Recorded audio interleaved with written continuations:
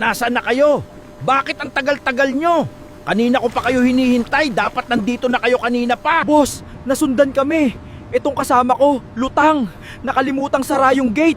Nakita tuloy na doon kami dumaan. Malapit na sana kami pero ililigaw muna namin ng mga pulis. Mas lalong delikado kung pati yung laboratorio ninyo makikita nila.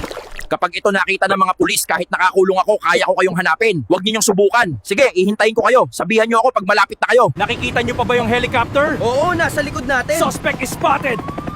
Suspect is spotted!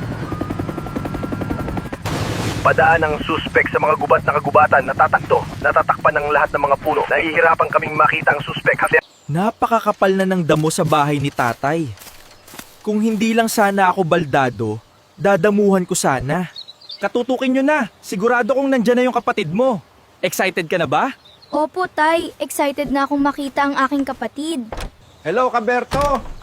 Hello, Kaberto! Hello, Tay. Hello, Tay! Tara, bilisan nyo, pumasok kayo sa loob. Bakit, Tay? Anak, dinukot si Daniela.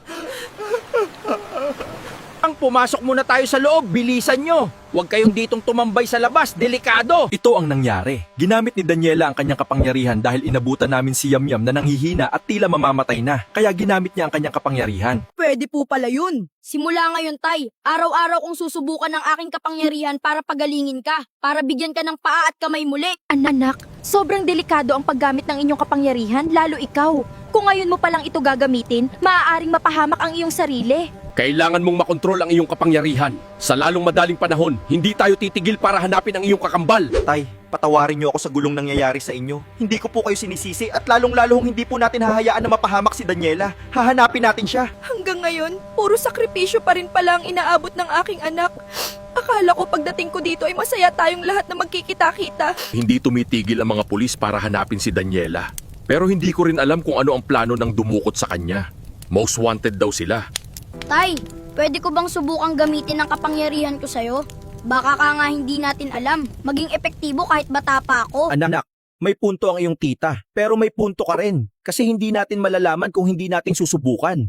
Kailangan mong magpalakas.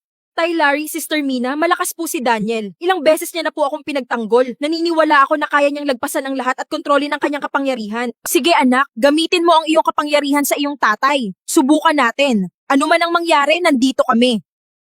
Tay, handa na po ba kayo? Pwede po, tumabi muna kayo, kami muna ni tatay dito. Susubukan ko lang po ang aking kapangyarihan. Sige.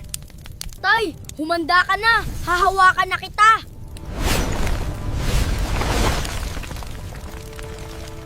Ayaw, Tay. Bukas uli. Huwag kayong mag-alala. Maraming beses na naming itong nasaksihan kay Daniel.